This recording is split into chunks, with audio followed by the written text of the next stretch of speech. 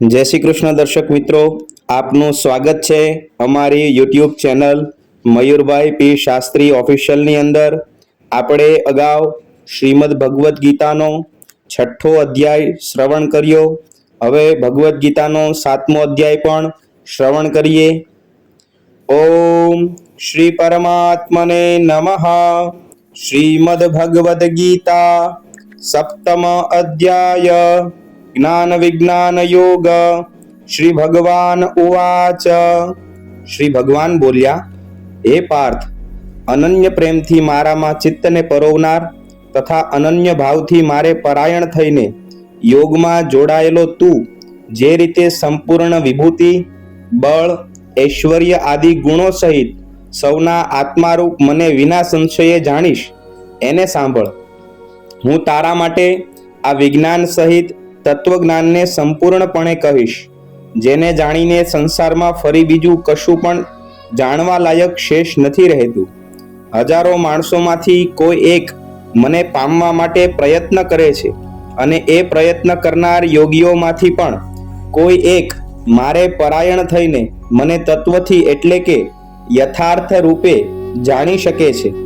પૃથ્વી, જળ, અગ્નિ, વાયુ, આકાશ, મન, બુદ્ધિ અને અહંકાર, આ પ્રમાણે આ 8 પ્રકારે વિભાગ પામેલી મારી પ્રકૃતિ છે. આ 8 પ્રકારના ભેદની તો અપરા એટલે કે મારી જડ પ્રકૃતિ છે, અને હે મહાબાહો, આના સિવાયની છે જેનાથી આ આખું જગત ધારણ કરાય છે, એને મારી જીવરૂપા પરા એટલે કે ચેતન પ્રકૃતિ ઓળખ.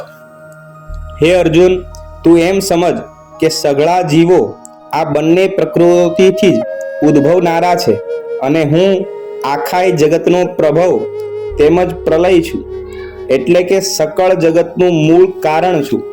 હે ધનંજય, મારા સિવાય બીજું કોઈ પણ પરમ કારણ નથી. આ આખું જગત દોરામાં પરોવાયેલા મણિઓની પેઠે મારામાં ગૂંથાયેલું છે.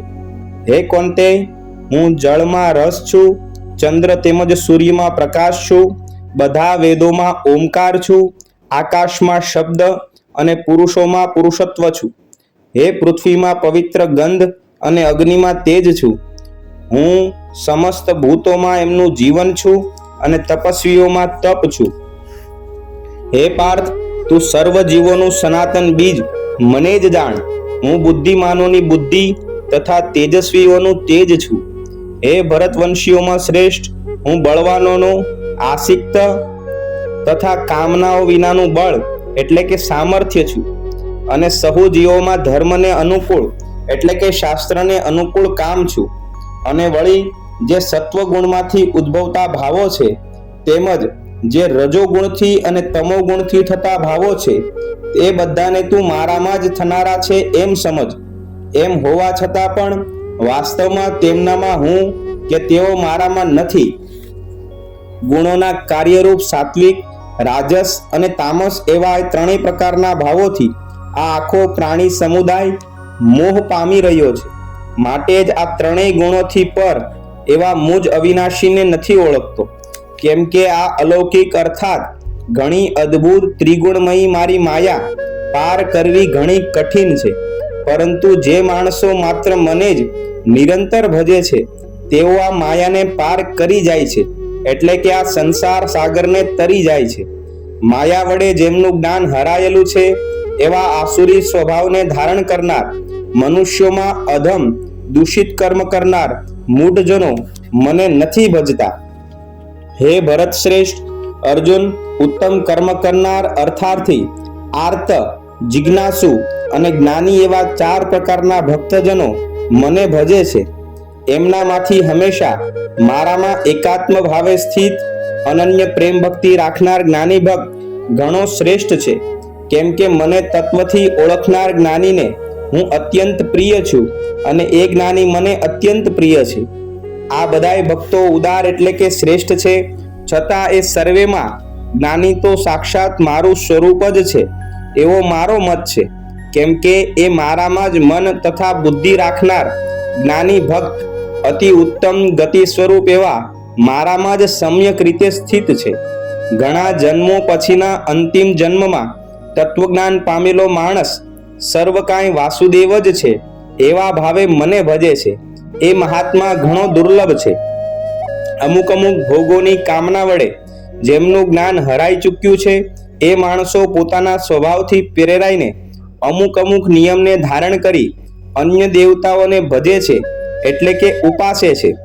જે સકામ ભક્ત જે દેવતાના સ્વરૂપને શ્રદ્ધાથી પૂજવા ઈચ્છે છે તે ભક્તની શ્રદ્ધાને હું એ જ દેવતા પ્રત્યે દ્રઢ કરું છું.